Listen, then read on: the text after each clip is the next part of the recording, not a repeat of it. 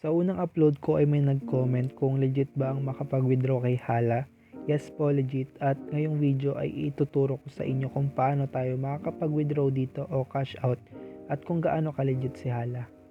Una nyo pong gagawin ay buksan ang inyong Hala application. Pagkabukas ng Hala application ay pindutin itong me na nasa baba. Pagkatapos natin pindutin ng me ay pindutin itong points. Pagkapindot ng points ay makikita nyo rin sa taas ang inyong points balance. Dito rin ay makikita natin meron ditong cash out, exchange at transfer. Dahil magwi-withdraw tayo, piliin o iselect nyo lamang po ang cash out. Ang susunod po na gagawin ay pindutin itong currency type. Dito po ay makikita natin ang iba't ibang currency type. Piliin lang po kung ano ang applicable at dahil nasa Pilipinas tayo, piliin po ang Philippines. Pagkatapos ng currency type ay pindutin itong payment method. Dito po ay makikita natin ang iba't ibang payment method kung saan gusto natin ma-receive ang ating pera. Pumili lang po kayo dito ng isa. Take note po na may 3% fee ang bawat payment method. Dito po sa baba ay may makikita kayong points amount for cashing out. Dito po ay ilagay nyo ang quantity ng points na gusto nyong ma-withdraw. Take note po pala na 100,000 points po ang minimum na pwede nyong ilagay dyan. Makikita po natin dito sa baba kung ilan ang katumbas ng 100,000 points sa Philippine peso.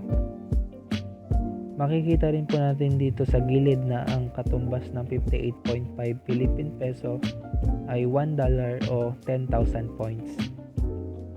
Dito po sa baba ay may makikita kayong account information. Ilagay nyo lamang po ang inyong GCash account, first name at family name kung saan nyo gustong ma-receive ang inyong pera. Bago nyo po pindutin ang withdraw, siguraduhin nyo pong tama ang lahat ng information na inyong inilagay. After nyo po pindutin ang withdraw ay may magpapakita ang verify payment password. Ilagay nyo lamang po ang password nyo dito.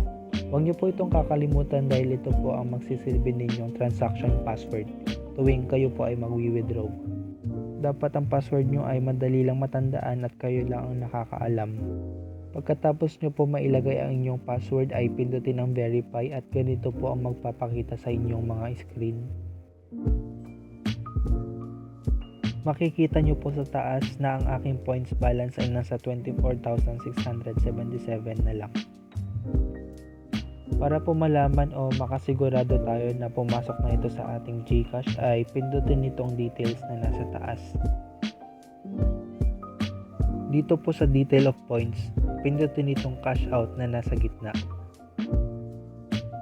Dito po ay makikita nyo lahat ng inyong withdrawal history. Makikita nyo po dito na ang aking points na winidraw ay 100,000 at ang aking matatanggap sa GCash ay 567.45. Makikita nyo rin dito na nasa normal pa lang at hindi pa nag-success. I-refresh at maghintay lamang po kayo ng ilang minuto bago po ito pumasok sa inyong GCash account. Bago mag-success ang inyong withdrawal ay pumunta kayo dito sa message at pindutin ang system message sa taas. At i-confirm lamang po at ganito po magpapakita once na na-confirm nyo na po. At ayan po, success na po na pumasok sa ating GCash ang ating pera at natanggap ko na po siya. Legit, proven and tested dito kay Hala.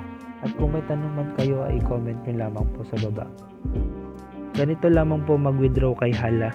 At kung may natutunan kayo, huwag nyo pong kakalimutang mag-like, share and subscribe sa aking YouTube channel. At kung wala pa po kayong agency sa Hala, ilalagay ko po ang link sa baba.